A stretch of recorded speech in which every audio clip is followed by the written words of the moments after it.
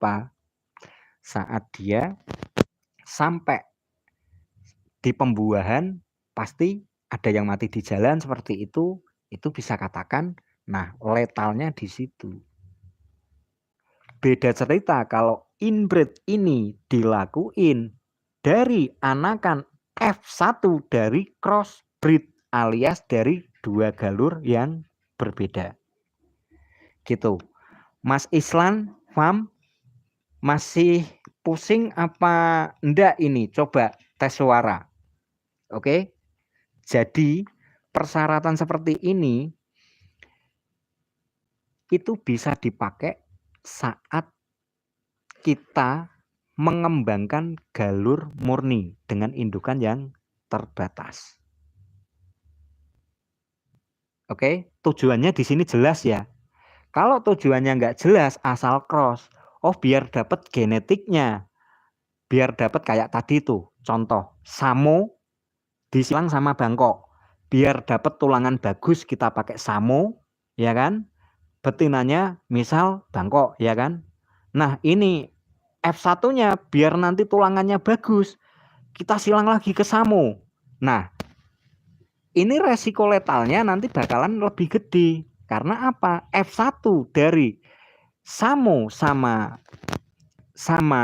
Bangkok ini kan jadinya F1-nya hybrid kan. Nah ini tak contohin, anaknya ini kan jadinya hybrid kan. Nah dia mewarisi kelebihan dari Samo, bagusnya ya, dan juga mewarisi kelebihan dari secara genotip ataupun fenotip dari Bangkok. Tapi di sisi lain ini juga bom waktu.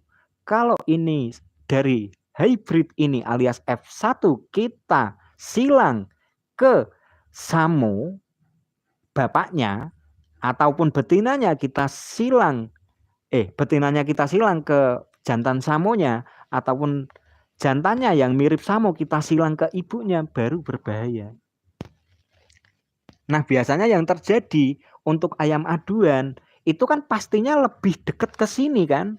Nah itulah yang sering membuat cacat.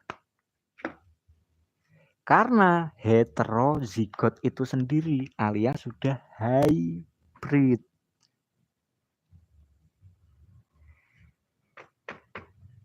Makanya yang sering terjadi di sini kasusnya, yang paling sering terjadi kematian yaitu untuk yang hybrid alias mencari keunggulan untuk di ayam petarung ataupun skema materi yang belum tuntas. Belum tuntas seperti apa nih? Contoh kayak G0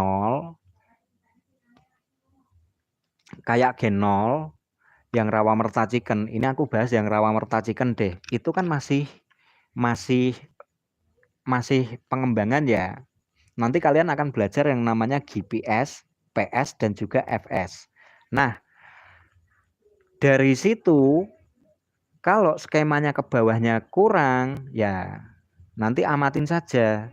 Amatin saja kalau misal ada yang cacat. Ada yang misal dari gen 0 itu ada yang cacat ke bawahnya. Tinggal nanti oh itu dari indukan yang mana. Makanya itu tipsnya untuk ngakalin itu biasanya kalau sudah besar-besar untuk yang dibesarkan lagi itu dari telurnya, dari telur yang saya dapat itu saya tulis ini dari kamar mana nih, dari koloni mana. Seperti itu. Biar saat netes nih, netes tahu ada yang cacat. Oh berarti indukannya ini masih sedarah, ya tinggal kita pindah. Itu cara simpelnya untuk nanganin itu. Karena ada data recording, nggak hanya kira-kira. Gitu. Oh kita dapat panenan telur dari koloni A. Gitu, seperti itu. Itu kelebihannya pasti ada untuk backcross ya, seperti yang rawa merta itu mempunyai keunggulan juga dan juga mempunyai gen letal juga ada. Nah untuk memecahnya itu seperti ini kan tahap yang pertama nih, kekerabatan dekat. Kita bisa juga dengan sistem yang namanya